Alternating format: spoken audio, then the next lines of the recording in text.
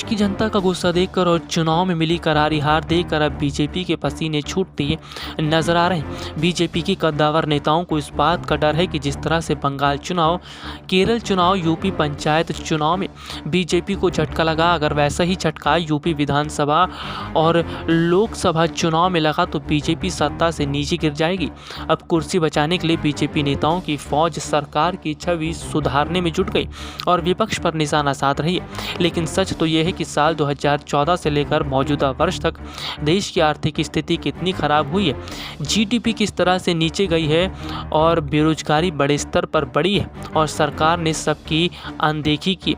सबसे बड़ी बात तो यह है कि सरकार ने जनता को ही सिरे से नकार दिया।